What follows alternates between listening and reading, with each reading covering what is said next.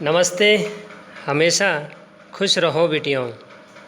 मैं JVN doctor S Bundela, professor, faculty of education and methodology, program BA BEd 6 sem, course local administration,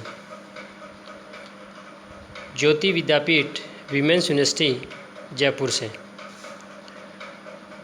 learners, हमने पिछले session में बात की थी ग्राम पंचायत फर्स्ट की, जिसमें उसका इंट्रोडक्शन था।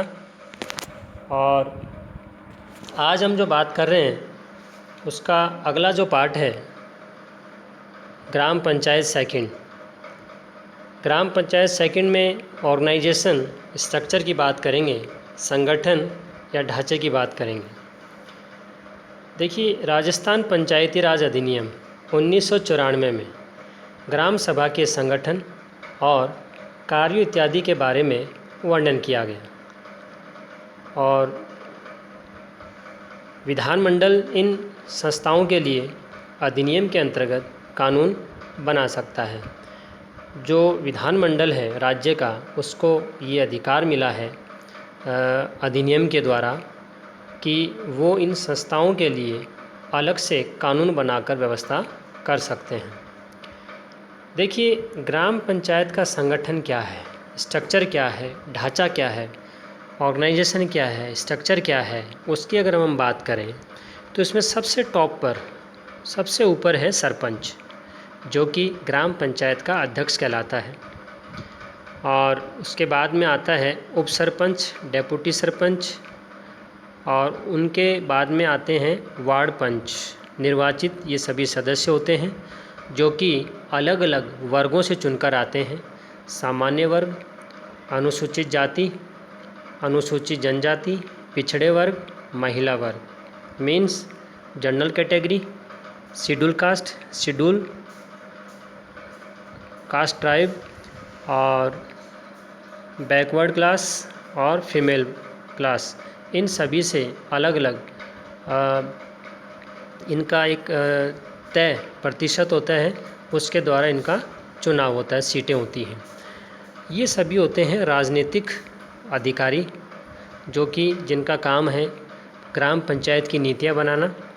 अब देखिए, इन बनी हुई नीतियों को लागू करने की जिम्मेदारी प्रशासनिक स्तर पर एक सचिव की होती है यहाँ पर, जो कि ग्राम सेवक या ग्रुप सचिव या पंचायत सचिव कहलाता है। अधिनियम ये प्रावधान करता है कि पंचायत में एक सरपंच होगा जो कि अध्यक्ष होगा। इसके अलावा उप सरपंच, अलग अलग वार्डों से प्रत्यक्ष रूप से निर्वाचित पंच और निर्वाचित सदस्यों का काम अच्छे से नीतियाँ बनाना है ग्राम पंचायत की, और इन नीतियों को अच्छे से इम्प्लीमेंट करने का काम, लागू करने का काम कहीं न कहीं सचिव करता है। ये सभी बातें हमने अब तक इसमें देखी। अब देखिए, जो सरपंच है उसका चुनाव कैसे होता है। Election of sarpanch.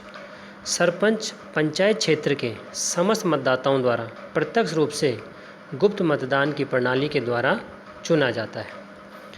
तो कहीं न कहीं ये लोगों के द्वारा, मतदाताओं के द्वारा, ठीक है, प्रत्यक्ष रूप से चुना जाता है गुप्त मतदान के द्वारा।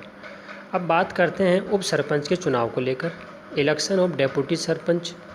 अधिनियम के अनुसार पहली बार पंचायत की बैठक एक सक्षम अधिकारी के द्वारा अध्यक्षता में सरपंच तथा पंच उप सरपंच के चुनाव करते हैं। ये अधिनियम में बताया गया है। अब बात करते हैं सरपंच के कार्य और शक्तियों को लेकर।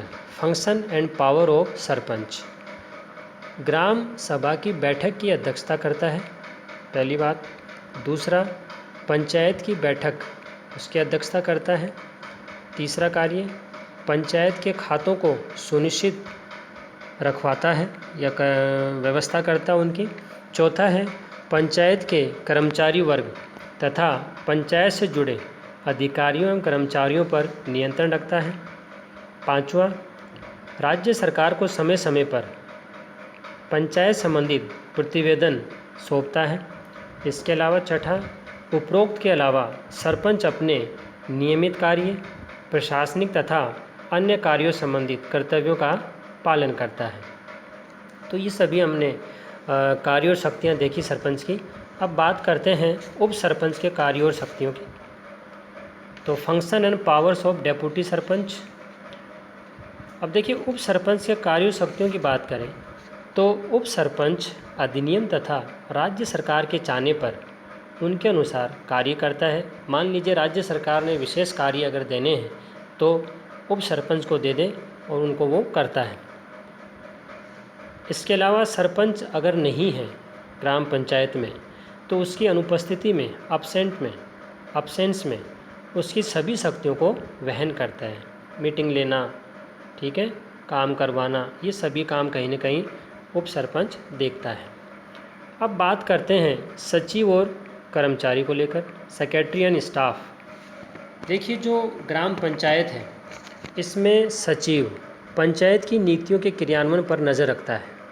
दूसरा, पंचायत का अभिलेखों का रिकॉर्ड रखता है, जो डॉक्यूमेंट्स हैं उनको अपने पास में सुरक्षित रखता है।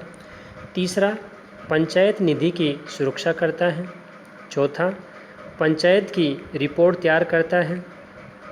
मान लीजिए कोई मीटिंग है, ठीक है, मीटिंग में क्या डिसीजन लिए गए, क्या निर्णय लिए गए, उन सब की रिपोर्ट। और अगर उच्च संस्था अगर इनसे रिपोर्ट मांगती हैं तो ये आगे प्रस्तुत करते हैं। इसके अलावा पांचवा है अधिनियम 1994 में जो भी चीज़ें चाही गई है तथा राज्य सरकार द्वारा चाहने पर या उसके कहने पर उन कार्यों को करना। और छठा है सचिव पंचायत के कर्मचारियों पर नियंत्रण रखता है। तो जो भी क्लर्क वगैरह या जो भी 4th क्लास के जो कर्मचारी हैं उन सब पर नियंत्रण रखने का काम सेक्रेटरी का है, सचिव का है। देखिए, जो ग्राम पंचायत है उसमें स्थायी समितियों की भी बात कही गई है। इनको काम पंचायत समिति में करने के लिए कुछ स्थायी समितियां भी होती हैं। पंचायत अधिनियम के अंतर्गत प्रशासन और स्थापन। दूसरा, वित्त और कराधान। तीसरा, विकास और उत्पादन कार्यक्रम। चौथा, शिक्षा तथा कल्याणकारी। इन समितियों के निर्माण की बात कही गई है। इसमें प्रत्येक स्थायी समिति में 5 सदस्य होने की बात कही गई है और सदस्य पंच होते हैं इसमें, जो कि अपना अलग अलग, जैसा कि मैंने अभी समितियों की बात बताई, तो वो समिति इनसे संबंधित सभी कार्यों को संपन्न करती है। तो ये कहीं ना कहीं आज हमने बात करी ग्राम पंचायत के संगठन को लेकर, स्ट्रक्चर को लेकर। ये सेशन डिजिटल वर्जन 2.0 ज्योति विद्यापीठ महिला विश्वविद्यालय जयपुर द्वारा तैयार किया गया है। मैं ये आशा करता हूँ कि आप मेरे डिजिटल सेशन से खुशी होंगे। अगर आपकी कोई क्वेरी है तो कमेंट बॉक्स में ज़रूर लिखें, मैं इसे हल करने की कोशिश करूँगा। धन्यवाद।